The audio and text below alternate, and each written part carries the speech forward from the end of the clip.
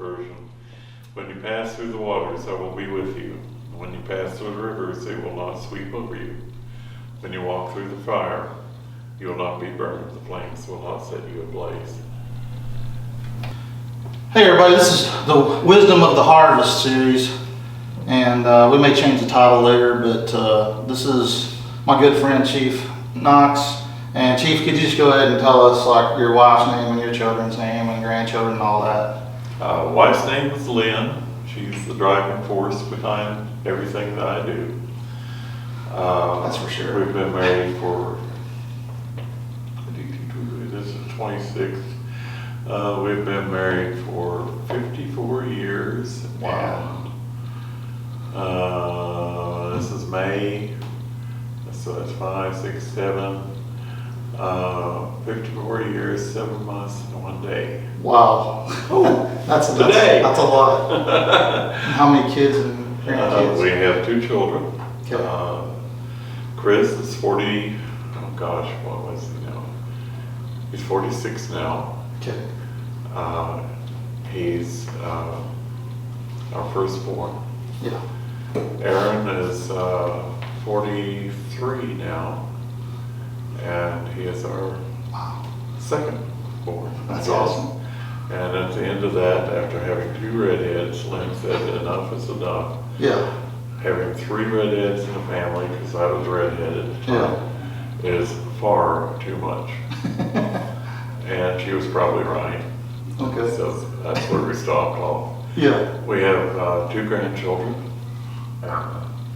That's awesome, man. You've been at this church for how long? Oh gosh, I don't know. Long time.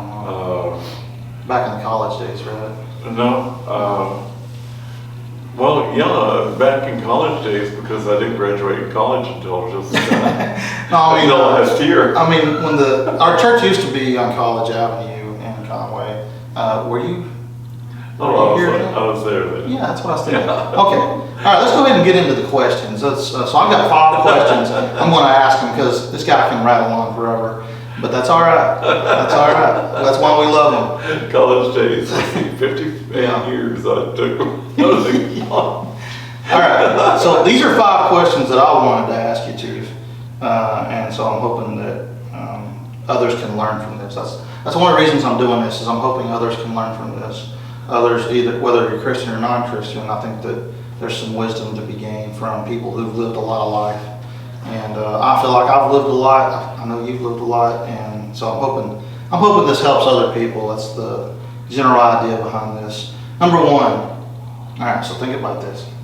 If you could go back in time and give the 18-year-old you, the 18-year-old Chief, one piece of advice, what would it be? Oh my. It's all right to think about it for a second, Oh my. because I'll edit this all in to where, you know, it works out. Number 1. Okay. As far as I would give my 18-year-old the advice, is don't follow all your friends. Good one. Because 90% of the time your friends are not going to be right. Okay. They're going to be the same age. They're going to be feeling peer pressure. And they're going to have pressure to do things that are not good. Yeah. You know, I was not raised around a lot of people. Yeah. I was, my background was as a farmer, and my dad was a farmer. Okay. And we had livestock. We raised crops. We'd be plowing fields until 2 o'clock in the morning. We'd be, you know, milking cows at 5 o'clock in the Yeah. morning. Farm life. Yeah. We worked, you know, until dark 30, we used to call it. Yeah. And, you know, so it didn't give a whole lot of time for being around people. I did have some people around me, which are some young people, Yeah. or varied people, I should say, really. Some are younger, some are older. Mhm. I have friends up on the mountain where I lived, Mhm. where I was raised, and we'd go out. We didn't go out partying. We went out horseback riding, Yeah. and we rode those poor horses into the dirt. I mean, we didn't think that. It's not like taking a car and going out, cruising. Yeah. You go out, you cruise long enough, you can put more gas in and go. A horse gets tired. Yeah. And we would sometimes border probably on abuse, but we just had a lot of time that we spent together. Yeah. And that was good times. Mhm. It's when I got around the kids that lived down in town Mhm. that I got into more trouble Okay. and picked up bad habits and did things I should not have done. Okay, so that's some good advice. I wholeheartedly agree with that because others can get you into a lot of trouble. It's the people you hang around with. And, I think about people who just got in with the wrong crowd and they wound up, someone stealing something and then someone pulls a gun. You hear stories like this, like the extreme side of this, and then all the people that are involved wind up going to jail. Like just the other day, I saw a story where some kids decided to go get some rocks, put them in the back of their truck, and I can see even me being interested in something like this because I was pretty stupid when I was growing up. And they decided to get up on a bridge and just throw rocks at cars, which I don't think I would have ever been that dumb. But they were throwing these huge rocks, and one went through the windshield and killed a lady. And they, Oh my goodness. Yeah, and they're all now. Yeah, our worst thing that we ever did as a group Yeah. in town Yeah, is I borrowed my dad's truck. yeah, And we were the brain trust, yeah, because we were the kids that had, wrong National Honor Society and yeah, did things, I worked hard and I studied hard and I did things right in some ways in life, even when I was stupid. yeah, But one Halloween, never forget I'll forget it. this one. We loaded up all the National Honor Society group. And that, and, rotten cabbage and rotten eggs and, Yeah, bad tomatoes and Yeah. all this kind. And Throw the athletes loaded up the athletes group, and we'd drive back and forth through town throwing things at each other. Oh, wow. Not anything else, Right, but just right. at each other. Oh, It was so dumb. I mean, Yeah. massively stupid. yeah. It's just the stupid of you, though. No, it was a lot of fun. I got Yeah. to admit, it was a lot of fun. Lots of fun. Until one girl got hit in the head. One of our girls got Yeah. hit in the head with I think it was probably a rotten egg, about Yeah, 25 miles an hour, and it just didn't go over well with her. yeah. It's always something messes the party up. You probably need to remove that. Oh my gosh. All right, well, number two, so that's number one. So the first advice you give is to not always listen to your friends. Number two, on this question, what is the most important advice you can give to a young, newlywed man? I was going to say man or woman, but let's just speak to the men since we're men. Let's just speak to the men and try to help them avoid some stupidity in that area. What's the one piece of advice you would give, like newlywed chief, for a good marriage, in other words? Pay attention. When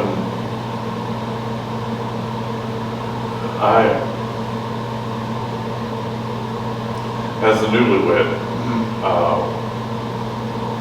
I was 22 when I married. Okay, so I was not as young as I could have been. Yeah. My wife was 20, and we didn't have a clue. We had no idea what we were getting into. Yeah. And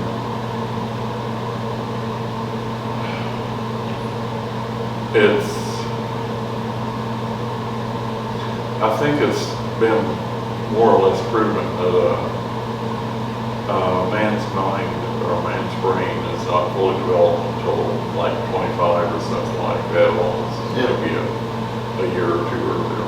Yeah. That sounds about right. Yeah, they have more sense than we do by far. Yeah. But for goodness sake, pay attention, guys. Listen to what she has to say. I'm not saying do everything she has to say, but listen to everything she has to say and evaluate it and make decisions together, never apart, because that will pry you apart. Yeah.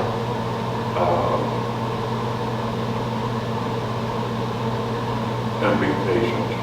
Okay. Oh my God, be patient. Be very patient. Because as patient as you are,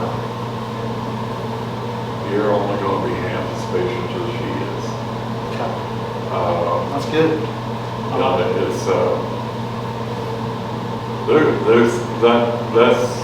that's a big question. It is. It's got a lot of answers. I know. It's got a lot. I know it's a tough question, but I wanted to ask it, and as you were, and like you gave 3 pieces of advice at least, and I was thinking, yep, that was me that needed it, that was me that needed it, and that was me that, I needed all 3. So I mean, you hit it. I honestly think the same thing, that like, I don't even feel like I was fully, like my brain was not even fully developed. I had such a crazy worldview. I wasn't ready for marriage in any way, shape, or form. So that's really good. Well, and there's one other thing. What's that? Give everything. Yeah. And don't expect anything. Right. Yeah. And that sounds stupid. I mean, but if you got a relationship, bless your heart, my goodness. If you go in,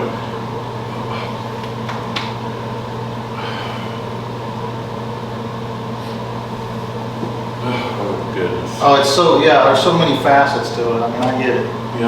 If you go into a marriage expecting my wife is going to do this and this and this and this, Right. you're going to be disappointed. Right, exactly. Because she will never do the first this as much as you want, the second as often as you want, the third as good as you want, the fourth you won't even know what you want. Yeah. Go into a marriage expecting absolutely nothing except the opportunity to give her love. Yes. And, that's good. If you've got the right person, if you listen to God, if you've done the things that you should do, that's the way she's going to be. She's going to be going into marriage expecting love and wanting to give love. And that's, it's not everything. You still have to do things to work together. Yeah. But man, it covers so much. Yeah, that's good. I love that. Thank you. Number 3. This is one that I want to do as a witness, an opportunity to witness to those who may not know the Lord. Because at this church we are trying to reach out to our community, and we're trying to be a witness in our community and all that. So number 3 is, obviously, we here at Harvest Church believe in Jesus Christ as our Savior. What is the most important message you think a non-believer should know about your personal walk with God? How has Christ affected you, I guess, is another way of asking that question. But what's something that you think that a non-believer may not understand or may not get about walking with God? It's not all roses. Right, it's not all roses. You know, if you make a decision for Christ, Yeah. you're going to make mistakes. Yeah. Jesus does. You know, God doesn't make mistakes. The Holy Spirit doesn't make mistakes. Mm-hmm. The only reason you got there is because you've been drawn there by the Holy Spirit. Mm-hmm. You know, and you finally came to the point of agreeing with it, but that doesn't give you a free pass. Yeah. You still are responsible to do things, but you're not going to do everything right. Yes. You're going to screw it up. It's a fact. Yep. And, you know, here I am. I'm a young man. Hey, you're still young. I'm a young man that's 77 years old. Yeah. On a comparison basis to Methuselah, I'm just a child. Yeah, compared to But Methuselah. have mercy. Yeah. You know, maybe I won't become as old as Methuselah. I don't know. You never know. You know, I haven't got a good track record so far, but nonetheless, Right. you're going to screw up, and I screw up daily. Yeah. And I don't. You know, in a marriage, a relationship with Christ is like a marriage. Mm-hmm. In fact, it is a marriage. Mm-hmm. In a marriage, for God's sake, never go to bed Yeah. screaming, upset, and Yeah. mad at each other. Because if you do, when you wake up in the morning after your dreams have been playing with your mind and Yeah. your subconscious and all this, you're going to wake up still upset. Yeah. And the same thing with your God, Yeah. with your relationship with God. Right. Get it settled. Don't screw it up and then not ask for forgiveness. Yeah. I like that. And I like your first point too about this idea that, you know, maybe some non-believers have that Christians think, oh, we're better than everybody else. This doesn't exist, right? Like, we understand how flawed we are. We need the grace of God. It's just because we say we're Christians and walk with Christ don't mean that we think we're better than everybody else. No. Nowhere near that. Not even a chance of that. Right. If anything, when we become a Christian, we realize how flawed we are. Exactly. That's the way I feel too. Is every year that I live, I realize how much more I need God. How much, you know, the things that I thought I knew, I find out I don't know as well as I should. And so that I like that. That's good. Let's go to the next one here. I know I don't want to keep Chief too long. I promised him around 20 minutes or so, but I think we've gone over. But we got two more left. I draw it out. I've got two more. Yeah. Let's see, Yeah. we've got 60% down on the mathematician. Yeah. 60% of it down. We've taken 35 minutes so far. Yeah. I know. Hey, that's all right. I mean, I knew that it probably wouldn't go as well with Chief because he likes to talk, but that's all right, man, because I like Chief. And so, I am very morose. Yeah. All right. Number 4. What is the toughest challenge you've ever had to endure in life, and what did you learn from it, or how did it make you stronger? One more time. Okay, one more time. What is the toughest challenge you've ever had to endure in life, and what did you learn from it, or how did it make you better? The toughest challenge I had, I didn't have.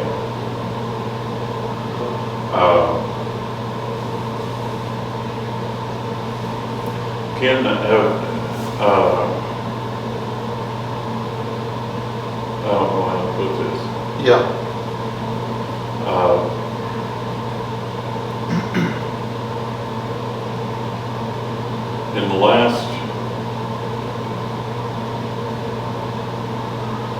4 years,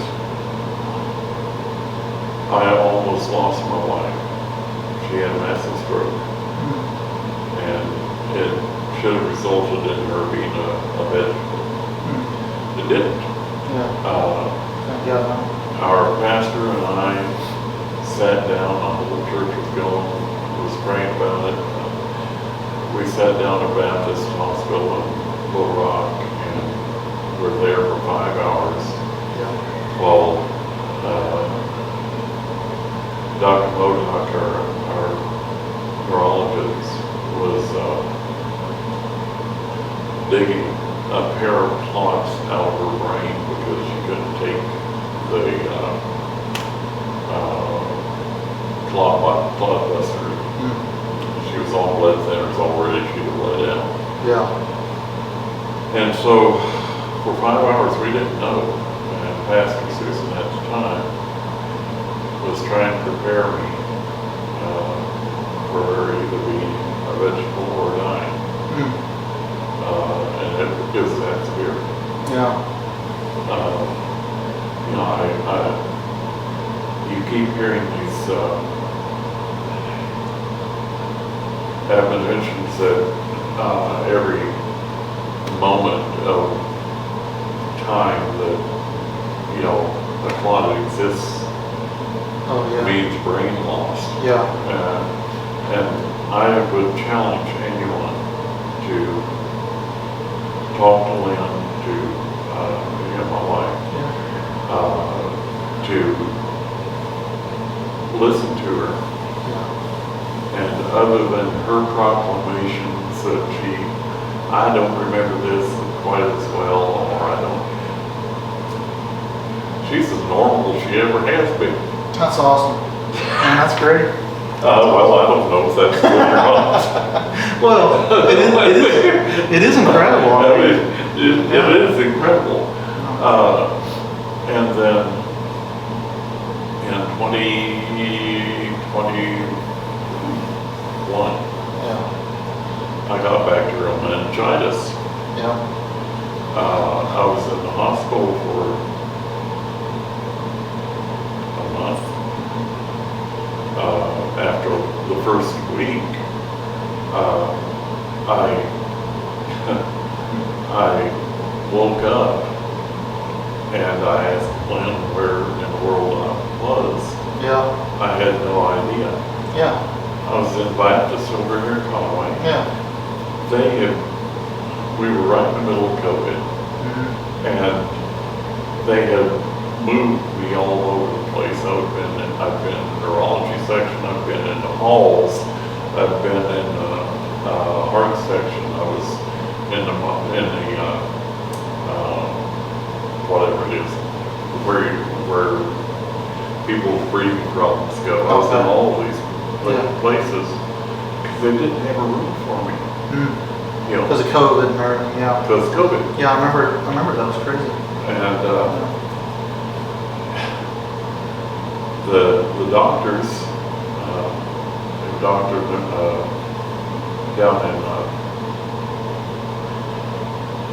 down in Low Rock, or North Little Rock, that consulted on it because she couldn't come up here and see me. It was telephone consultation. They pulled me through. I had brain abscesses. I had, the bacterial meningitis. And then I had another 56 days of pickling, which is basically, injecting me with 2 kinds of antibiotics, 4 times a day. And I walked away from that. Chief is our miracle guy, just so you guys know. He's been almost taken out so many times, but yet still he's here. Oh, wait. But wait. That's what's so cool is God's still got a mission you know, for you. That's why I wanted to get you on here, get you on first, because I thought I never know what's going to happen. I have this inspiration that nobody knows what it is. No one knows. Well, no one knows what their time date is. No, you're right. I remember calling you during one of those fiascos, and you talked to me for like 30 minutes. I just let you talk, and I don't think you remember the word I said because I called you back like later, and you were like, "Oh, I talked to you," and I was like, "Yeah." And Lynn told me, she said, "Well, he's not going to remember. He's not going to remember." I wouldn't be surprised at all. Yeah. I still have some short-term memory problems. Yeah. Very little, but Right. a lot less than Lynn says I do. She'll say something in the other room, Yeah. down the hall, with the doors closed, Yeah. and then she says, "I told you that." Hey, that sounds like my wife. Then let's see. I contracted cancer. Yeah. Still have it. Yeah. You know, I figure that it's probably not going to kill me. Yeah. Probably not. But I think, it's God's choice. yeah, I think it's amazing. It's Then amazing. in February, there's one day I will not do anything at all. I don't. Yeah. February the 3rd, 2023. Yeah, February 3rd, 2023. I had a heart attack. Yep. That's the And most recent one, right? That's the last thing that we heard about. that's the last thing that Yeah. happened. Okay, so for everybody that hopefully watches this video, what happened last time is me and my technical magnificence forgot that my camera will shut off after 30 minutes. And so it shut off before our interview was done, and so now we're just going to try to finish it out.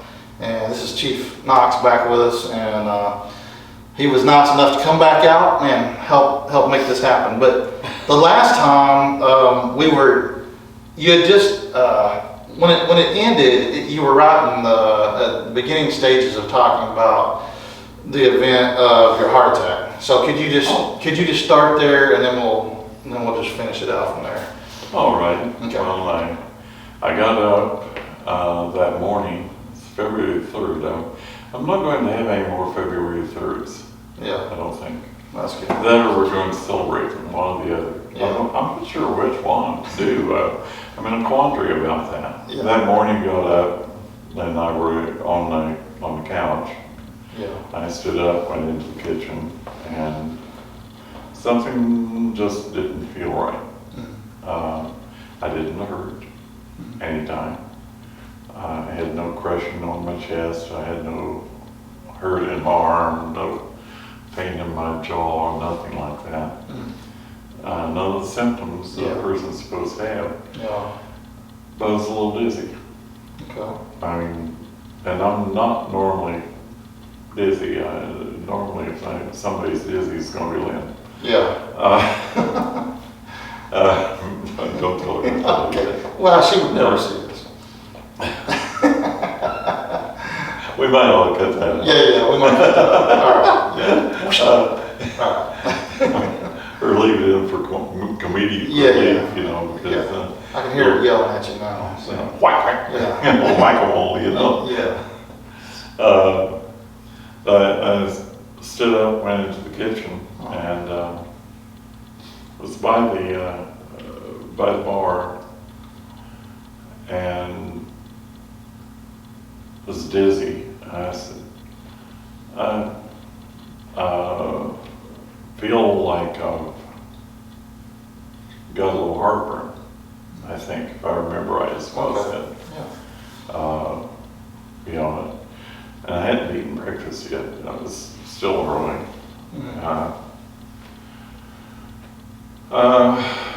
And Lynn took one look at me. This is the 3rd of February. Told me to get my coat on and get into the car. And I kind of staggered over and got my coat on and got into the car. Usually I'm going, why? Yeah. You know, and she didn't say anything about it. Just, you know, drove into Conway and into Baptist, and the emergency room threw me out of the door and said, my husband's having a heart attack. So, It's the first thing I'd known about it. mm-hmm. Yeah. I had no idea I was having a heart attack. Yeah. They just knew it immediately, right? Yeah, she did. She did. Yeah. That's interesting because. And they pulled me in. There was nobody. This is a God thing. Yeah. There was no one Oh, in the emergency room. wow. Period. Yeah. None in the waiting room, none in triage, nobody in the queue, nobody. Wow. I mean, that's a God thing. Yeah. You don't find an emergency room like that. Yeah. And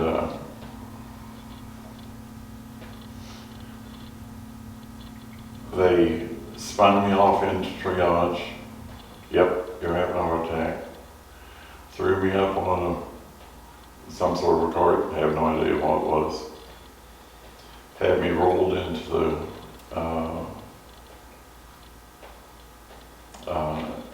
cath lab. Okay. And the only thing I remember about that little ride is I looked at my guy who was ultimately my doctor, Dr. Gosher, and I said, "Oh, I'm going to make you proud." And that's the last thing I remember. They came out over the next, God, I have no idea how many hours. They came out and told Lynn and Pastor that I had flatlined, and they brought me back with compressions, and then I proceeded to flatline 10 more times, and Dr. Gosher came back out and said, "I've run out of tricks. I've called, Little Rock, I've talked to the people down there. I don't know for sure what else to do." Lynn said he basically shook his head and walked back in, because apparently every time I came back, I was coming back normal. Well, the first time I came back my normal thing, and I came back, the little nurse that did the compression said, "I did compressions a few times, and all of a sudden you were talking." Go figure. Yeah. First thing that happens. First thing out of my mouth was getting this face font. Yeah. That's crazy. And he went back in, and about I don't know what time I lost time myself.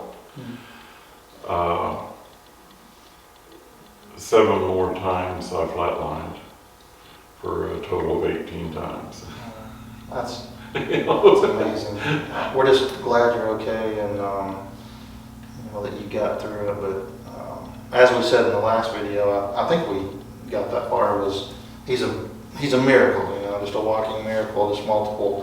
Because he'd already discussed the other things that happened, and so this was kind of like the last one that we discussed, and I just wanted to get through that again. So I appreciate you going back through that. And then the last question I had was, I think this is the only one we didn't get through, was what legacy do you hope to leave behind after you're gone?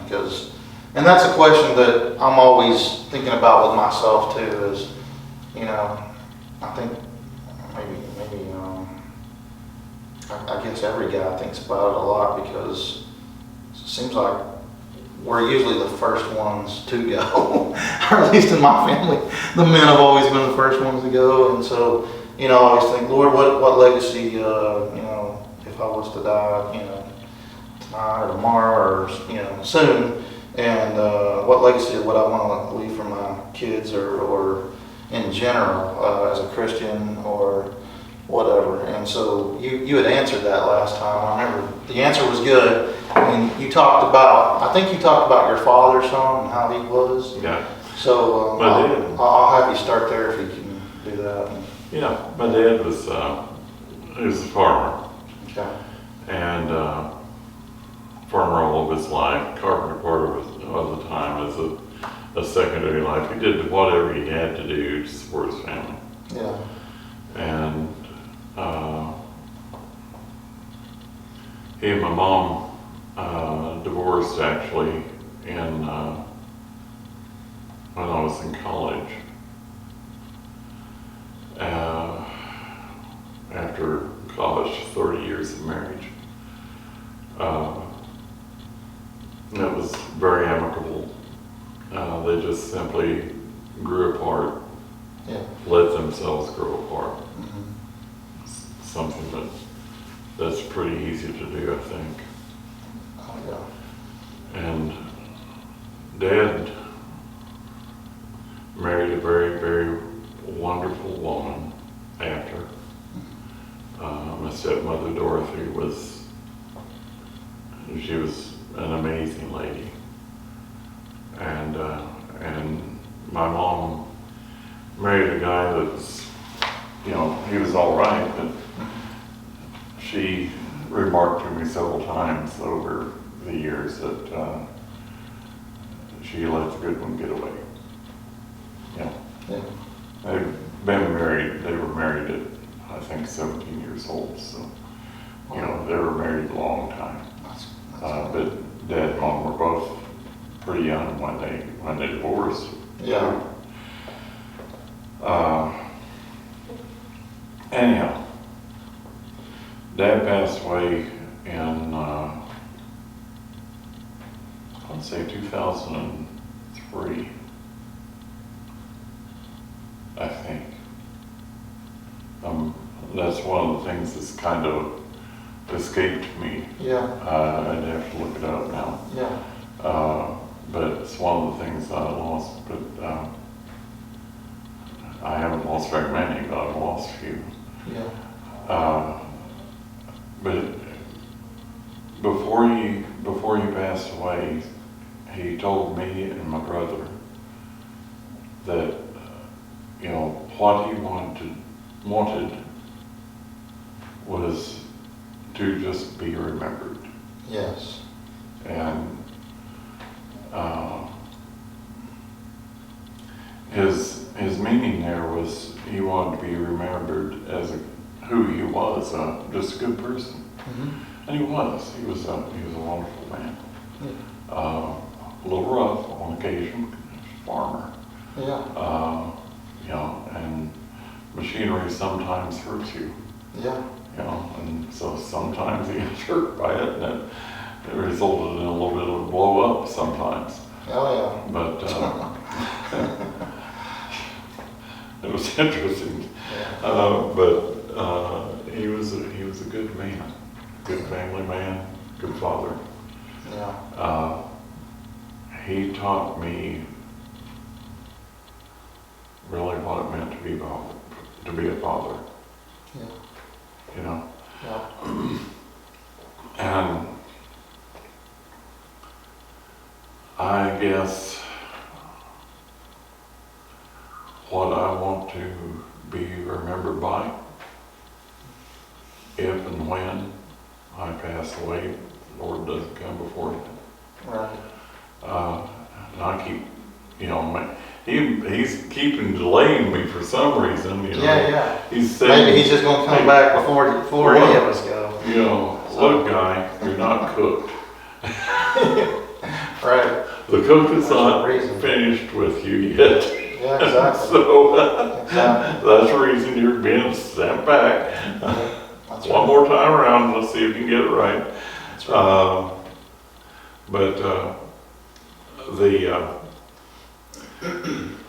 I want to be remembered as someone who loved people, Yeah. who really, honestly, Yeah. loved people. Right. You know, Yeah. a lot, that's a term that is too easily bandied about. Yeah.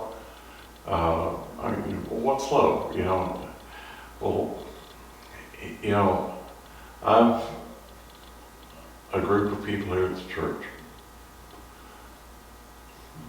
Call it home church. Yeah. And I've got other friends outside who I would literally lay down my life for. Yeah. And Christ says, greater love has no man that he would lay down his life for another. Yes. As if I was ever required to do that, Mm-hmm. I would gladly do it. Yeah. I'd rather stay alive and help keep them alive, Right. but if it took my death to Yeah. be able to keep them alive, Yeah. you know, I would rather it be me than them. Yeah. Yeah, I appreciate that answer. I mean, because to me, that's like the most important thing to me too. I think is that, you know, it's not the stuff you leave people. It's not, you know, how successful you were, whatever. It's did you love people and did you love them, you know, and give yourself as kind of as a servant to all that. And I believe that's the kind of person you are. So I like to hear that. I'll rag on them definitely all the time. Yeah. I give them a hard time. Yeah. Yeah, exactly. But, Joke with them. no, I do see you as that kind of person. And, you know, I know that last time you had mentioned that you wanted to help others succeed, and I see that in you as well. Is that, you know, Yeah. it's kind of like not only do you love them, but you want to do something or do whatever you can to help them reach their potential. And I thought that was a great answer as well. To be the best. Yeah, right. You know, or to accomplish what they want to do, or whatever. Chris, my oldest son, I graduated from college in If you can remember. December the 16th of 2023.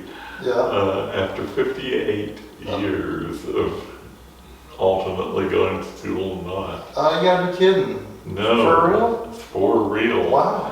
As a matter of fact, I was written up in the Echo about that. Oh, that's awesome, man. You can look that up online. They've got it online, Yeah, I I'm will. sure. That's Yeah. awesome. You know why I've got a copy of it?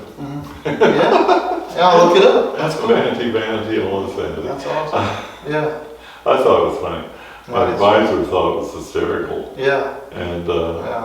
the little lady that interviewed me came in to interview me for a 15-minute blurb, and it ended up we talked for almost 4 hours. Wow. That's cool. You know.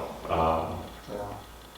Oh, and that was after I got out of the heart attack. Oh, yeah. That's even crazier. Yeah. That Who'd have thought? your memory's still good enough to. What was hysterical about graduating though? Yeah. I had the hours to graduate in 1994. Wow. Wow. So I graduated in 2023, Yeah. 19 years later. Yeah. 20, no, gosh, 29 I feel like. years old, yet later. Yeah. I feel like life is a continual school class, you know. It is. I feel like I've never really reached, you know, even in my job. I mean, it's constantly changing, constantly having to learn new things, and you know, so it's. You're never done learning. You're never done. It's like even when you graduate school, it's now the real class begins, really. Yeah. You know. Well, when you graduate school, you can say you can go. Yeah. There's a signpost. There's Yeah. there's something that was done, that I accomplished, Yes. that was concrete, that Yes. I can say, Look back on. And go, right there, you Yeah. know, at that point, I began to learn. Yeah. Well, Chief, I really appreciate you doing this. Sorry about the technical issues. We got all 5 questions in, and I'm gonna spend some time later editing it and then put it up, and when I get done, I'll show it to you, or send you a link or something so you can see it. This is the first one. Hopefully I can get it ironed out, you know, as I go. Trying to get it worked out, the format and everything, and my camera issues. But I really appreciate you, man. You mean a lot to me and this church, and I really love you guys, and just hope that you know, have no more medical issues for a long time. Maybe. I'll agree with that. You know, like I said, just watch out for February 3rd, and we'll just Whether we celebrate or Yeah. ignore, right. All right, man. I'll go either way. God bless